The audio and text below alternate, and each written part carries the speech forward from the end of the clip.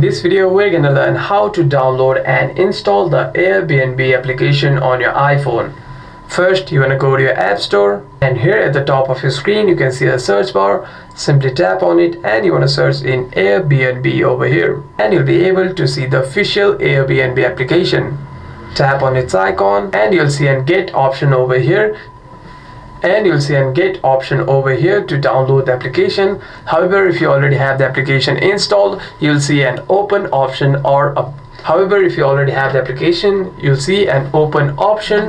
I already have the application installed, but it needs an update, so I'm seeing an update option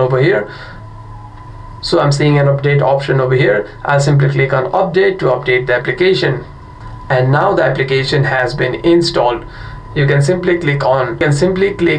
you don't have the application installed, you can simply click on Get to install the application.